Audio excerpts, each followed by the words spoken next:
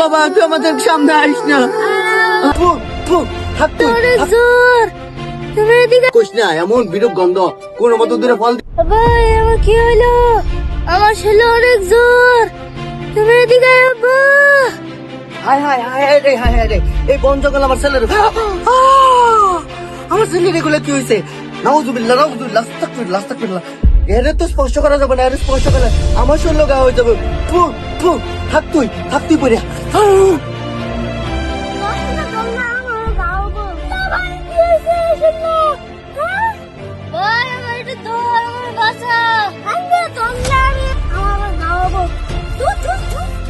আমাকে কেউ দেখলো না।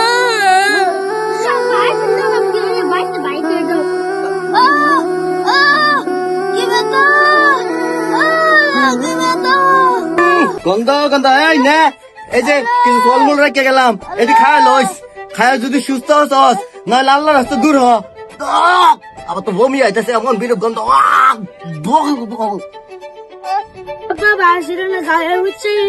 হরে আর কোশ না, এমন বিরূপ গন্ধ, কোন মতো দূরে ফল দিয়েছি। যদি তুই ঠিক না টিকলে এটা রাস্তা তাহলে বন জঙ্গল নে কোন ফালাই থয়ে বাম। বন জঙ্গল তেমনি পড়ে রয়েছে, এটা ভালো হইতো না। বালা নলে বাই করে যাবো, নাহলে আঙ্গুশ হলেও যদি হয়ে যায়, বুঝছিস না? আমরা তো ডরাই। বাজান, এটা দেখে ডরাই। ওটার গুড়া গেছুন যাইতো না, বুঝছস? তুই আমার কাছাকাছি থাকিস, ওটার বগলে যাবি না, ভুল করাও।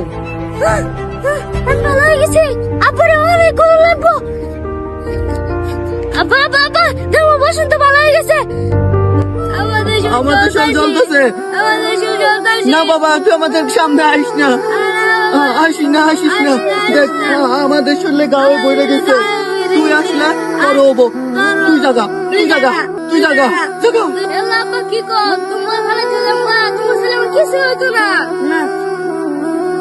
আসো, তোমার চিকিৎসা করে আমি সুস্থ করবো। আমার আপদ, তোমার ছেলে আমরা পালাই দিতে পারি। বাবা রে, তোর ওষুধ দেখে আমরা ঠিকই পলাই গেছিলাম, তোরে আমরা সেবা যত্ন করছি না। তুই আমার বাবা মাফ করে দিস বাবা।